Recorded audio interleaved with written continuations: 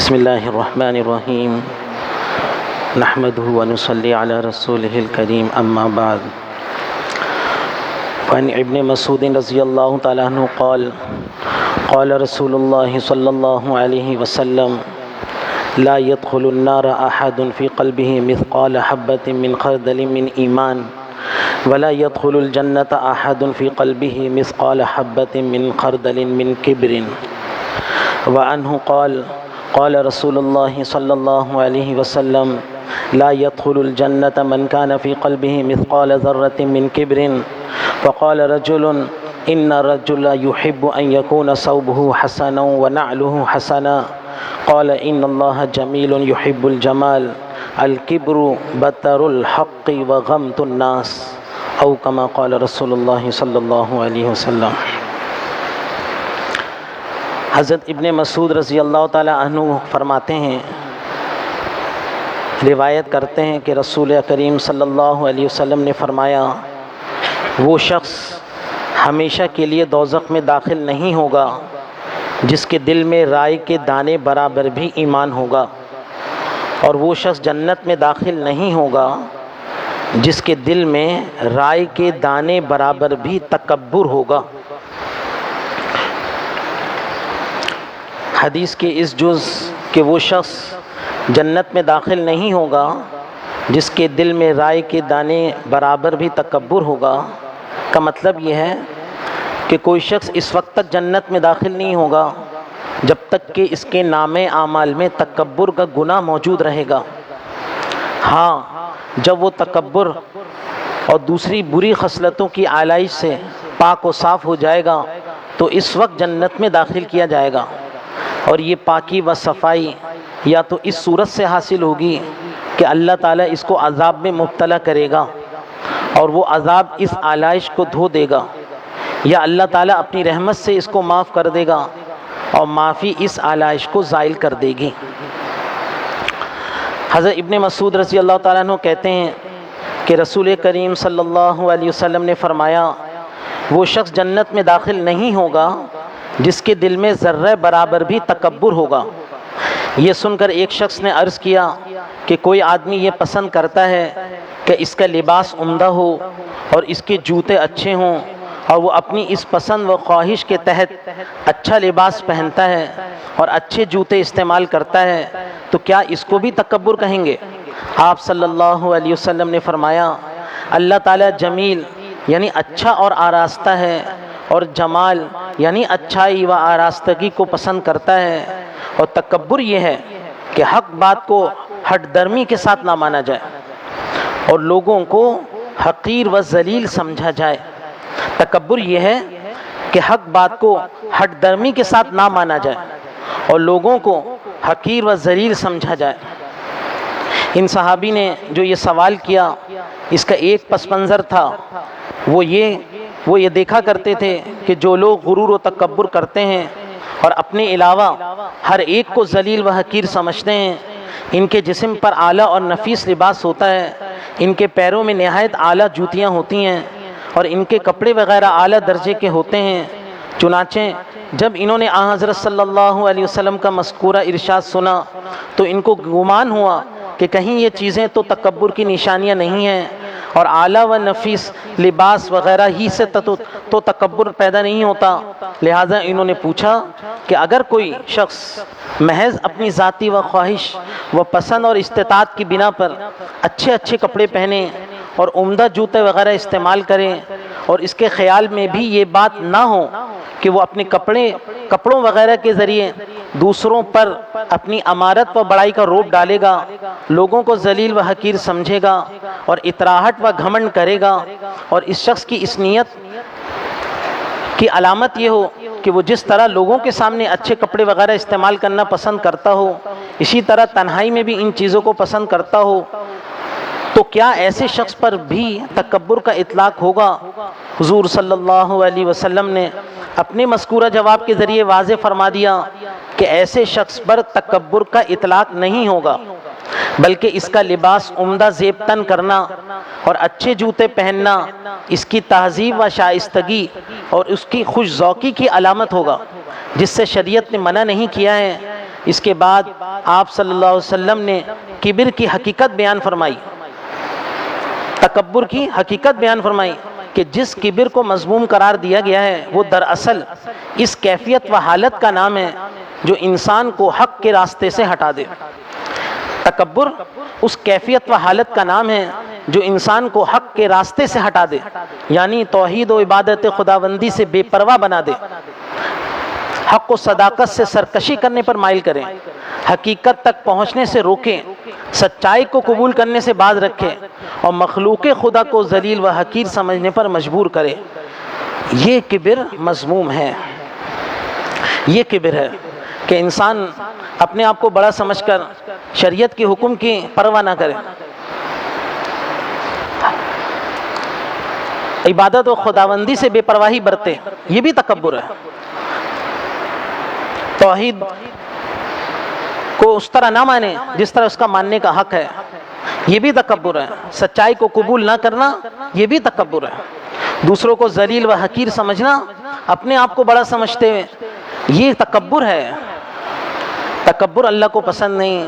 جس کے دل میں رائے کے دانے برابر بھی تکبر ہوگا، اللہ پاک اس کو جنت میں داخل نہیں فرمائیں گے۔ یہ کبر بہت بڑا گناہ ہے، یہ باطنی گناہوں میں سے سب سے بڑا گناہ ہے۔ ایک ظاہری بیماری ہوتی ہے، انسان کے اعضاء، انسان کو بیماری لگ جاتی ہے، تو ایک باطنی بیماری ہے جس کو دل کی بیماری کہتے ہیں، روحانی بیماری کہتے ہیں۔ ان روحانی بیماریوں میں سب سے بڑی بیماری، سب سے بڑا مرض، سب سے بڑا گناہ وہ کبر کا، تکبر کا گناہ ہے۔ اس کو ام الامراض کہا گیا ہے۔ یہ تمام بیماریوں کی جڑ ہے۔ اس تکبر سے دوسری بیماریاں، دوسری باطنی بیماریاں پیدا ہوتی ہیں، اور یہ ایسا گناہ ہے کہ اس کائنات میں پہلا گناہ یہی سرزد ہوا جب اللہ رب العزت نے ابلیس سے کہا کہ تم آدم علیہ السلام کو سجدہ کرو، تو اس نے سجدے سے انکار کیا اور یہ کہا انا خیر من خلقتنی من نار وخلقتہ من طین۔ میں تو، ابلیس کہتا ہے میں تو آدم سے افضل ہوں، اس لیے کہ آپ نے اور دلیل بھی دی کہ آپ نے مجھے آگ سے پیدا کیا ہے اور آدم علیہ السلام کو مٹی سے پیدا کیا ہے، اور آگ مٹی سے افضل ہے، تو افضل غیر افضل کو کیسے سجدہ کرے؟ اس نے دلیل بڑی مضبوط دی، لیکن اس دلیل کی مضبوطی کے باوجود اس کی بات قبول نہیں کی گئی، کیونکہ حکم خداوندی کی اس نے خلاف ورزی کی۔ اللہ کا حکم آ گیا، بے چوں چرا تسلیم کرنا تھا۔ یہ جو کہا گیا تکبر کے، آپ صلی اللہ علیہ وسلم کیا فرما رہے ہیں کہ ہٹ درمی سے حق بات کو نہ ماننا، حق بات کو ہٹ درمی سے، بطر الحق الکبر بطر الحق، اللہ کے حکم کو اپنی عقل کے ذریعے سے نہ ماننا، یہ تکبر ہے۔ اور اس کائنات میں پہلا گناہ اس نے کیا، اور اس گناہ کی وجہ سے وہ راندے درگاہ ہو گیا۔ خیر یہ گناہ بہت شدید ہے، بہت سخت ہے کہ یہ جنت میں داخل ہونے سے مانے ہیں، اور یہ ایسی بیماری ہے کہ اس سے اور بیماریاں پیدا ہوتی ہیں۔ اس سے دوسری حسد جیسی بیماری،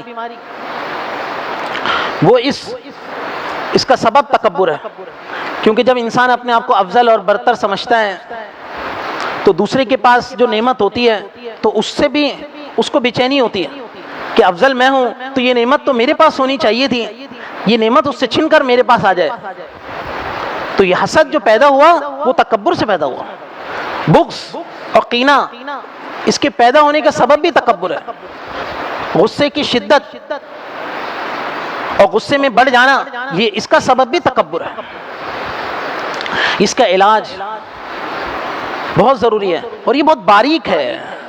یہ تکبر بہت باریک مرض ہے، بعض اوقات انسان اس میں مبتلا ہوتا ہے، انسان کو پتہ نہیں ہوتا۔ حضرت تھانوی رحمہ اللہ فرماتے ہیں کہ بعض لوگ کچھ ایسے الفاظ استعمال کرتے ہیں جو بظاہر تواضع کے الفاظ ہیں، اس میں تکبر نظر نہیں آ رہا ہوتا۔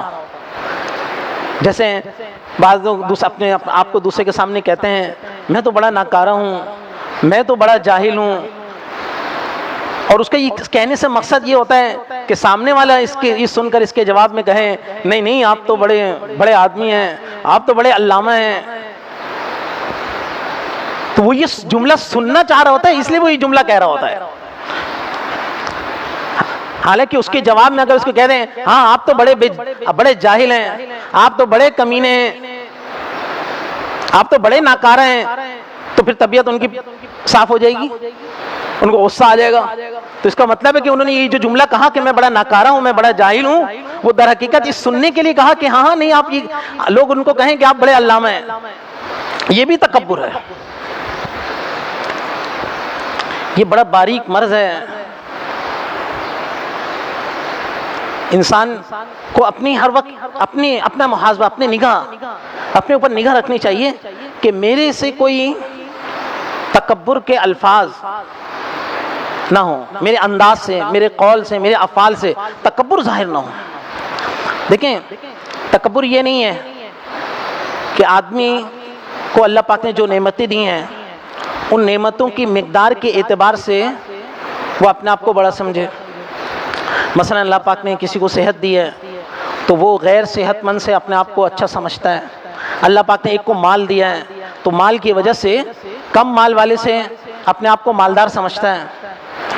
اللہ پاک نے ایک کو علم دیا ہے، وہ اپنے جاہل سے اپنے آپ کو علم والا سمجھتا ہے. اس طرح اللہ پاک نے اس کو جائیداد دی ہے تو بغیر جائیداد والے سے اپنے آپ کو کیا کہتے ہیں اچھا سمجھتا ہے. تو یہ تکبر نہیں ہوگا، لیکن یہ اس وقت تکبر ہوگا جبکہ وہ ان نعمتوں کو اپنی قوت بازو کا کرشمہ سمجھے.